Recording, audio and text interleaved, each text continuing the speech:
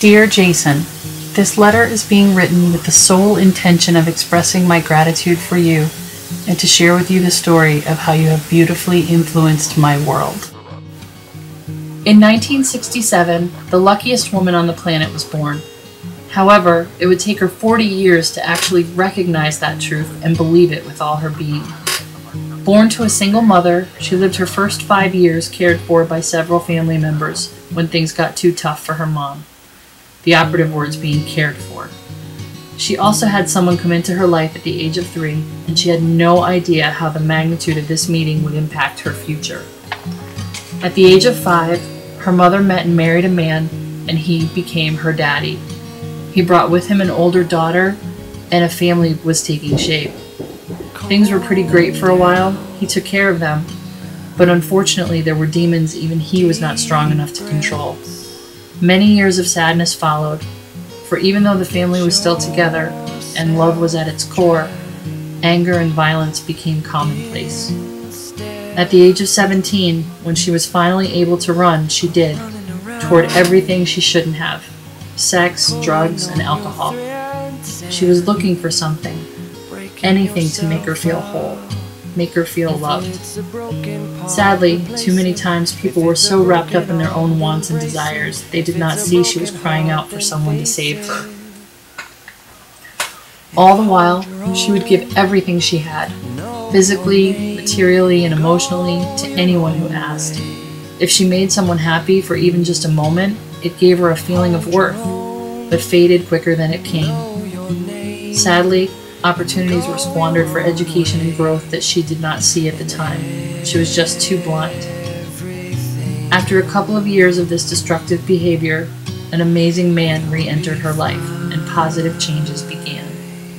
He knew her when she was 3, even babysat for her occasionally, and after all those years, she never forgot him. He was an island of calm in her chaotic childhood, and it was as if she navigated around the world to get back to him 19 years later. A romance blossomed, and they were married soon after.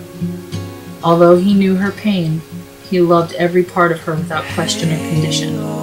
She loved him too, but to say it was complete love would be a misstatement, for even though she could give love, she still did not love herself. He would continue to love her, but respect that her journey was not one he could take for her.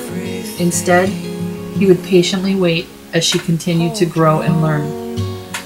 Together they created the most beautiful baby girl, and again, although it seemed perfect to the naked eye, something was missing. She would work tirelessly to be the best wife, mother, daughter, employee, student, and friend until she had nothing left. Minor meltdowns would happen, but no one would know. She wouldn't allow it. Instead, she thought the more she did for everyone else, the more she would fill the hole in her heart. Fast forward 6 years, and one of the saddest moments of her life caused everything to change. Her mother and best friend passed away at the age of 52 from cancer. Although there had been unpleasant memories of the past, they did not let anything go unsaid, and for that she was grateful. Still not knowing the power of gratitude, she continued on as the always doing and giving wife, mother, etc. But the seeds of gratitude had been planted. As a few more years passed, she started to notice a shift in her thought pattern. Tired of always doing for everyone, she began to read books and seek out guidance from sources once foreign to her. Books by Neil Donald Walsh, Dr. Wayne Dyer, Linda Goodman, and even Shirley MacLaine. Eager to know more about her own spirituality, what was her purpose? She began to question everything. Why did she feel so unworthy of all the good life had to offer? There was no magic answer, but the question was all it took to open the floodgates of self-discovery. Slowly, she started to believe in herself and feel a strength she never felt before. It was okay to take care of herself first, and people would still love her. When she started to realize this, beauty and joy unleashed itself in leaps and bounds all around her. Through the most divine of intervention, a sister she did not know existed was brought into her life. While attending a family graduation ceremony, she saw a young girl who shared her birth name, and upon her name being called, She saw her biological father, whom she had only met twice, approximately 20 years earlier. Not knowing what to do, she said nothing. It was not until a month later, in the miracle of the internet, that she found this girl again and made a connection. It took some time, but they met and the bond was formed. A piece of her heart she never knew was missing suddenly filled in with the most beautiful light. Gratitude began to truly show its power. In 2007, she turned 40 years old and celebrated by dancing the night away with family and friends, more family and friends than anyone has a right to. The joy in her heart was immeasurable. Her amazing group of co-workers gave her the most unbelievable gift that to this day there are no words for. A gorgeous acoustic guitar that brought tears to her eyes. You see, music had always been the one thing in her life she could turn to, and she never had the chance growing up to create it, unfortunately, due to the aforementioned demons of her childhood. There were no words for the feeling of gratitude that overwhelmed her. And suddenly, the pace of her journey quickened. She started to believe she was a good person, love herself, and feel gratitude for everything in and around her life.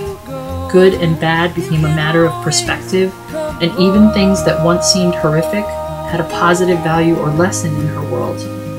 The culmination of this self-awareness came in 2009 when she first heard the song "I'm Yours" on the radio. For even though music had been a daily requirement in her world, never had a song musically and lyrically touched her soul like this one. Deemed a happy, simple song by most, to her it was so much more. "It's our God-intended right to be loved," said it all. Immediately, she bought the album and devoured every song as if she had never heard music before in her life. Every song caused an explosion of emotion, from joy to sadness to courage to love.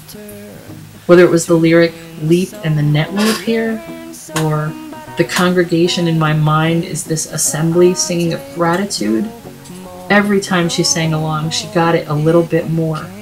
The more you live in love and gratitude, the more life has to offer you, and the more you can in turn offer the world. And even though love for a child would bring memories of the past that used to control her, she could now let it go with forgiveness to herself and all those involved. Suddenly, practicing gratitude was all she wanted to do. From gratitude journals to gratitude beads that she would make for meditation, she saw joy everywhere.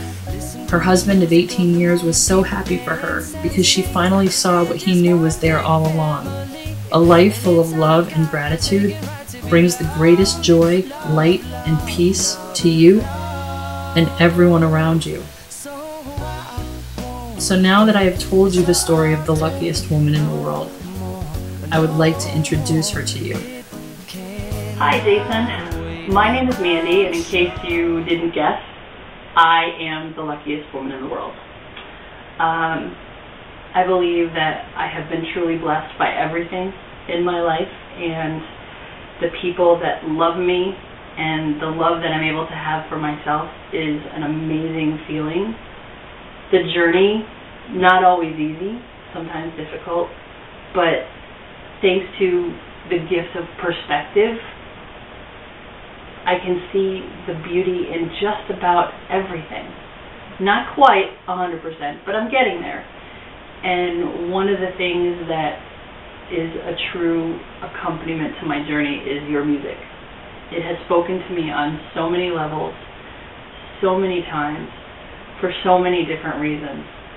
And the interesting thing is that one song can speak to me about more than one thing depending on the day, the mood, the time.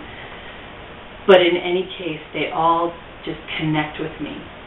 And this project was just something I felt was inside of me that I had to do. I had to put it together. I had to find a way to put out into the universe how grateful I am for your music. I know you have millions of fans, and I will never call myself your biggest fan because I believe that that would do a disservice to everyone else who loves you as much as I do.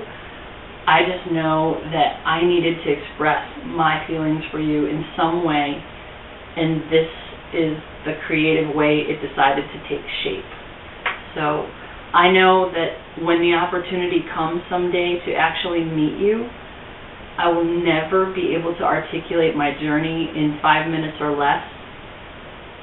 So I wanted to put it in a proper perspective for you to let you know that it makes such a difference when you have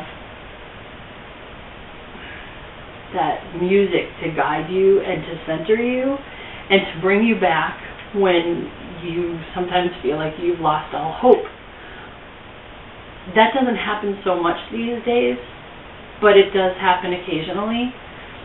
And it's just so nice to have something comforting like an old friend when there's no one else around. That song can wrap itself around you and just bring you to that place that you need to be to either get through it or to celebrate it. So, again, I wanted to just somehow thank you from Mandy Bates, along with all of your other millions of fans who appreciate you every day, and to quote you once again, another line in one of your songs that I just absolutely adore. You are the world, and you're remarkable. So with that, I thank you, Jason Mraz, and this video is for you in gratitude, peace, and love. Thank you. Life is wonderful.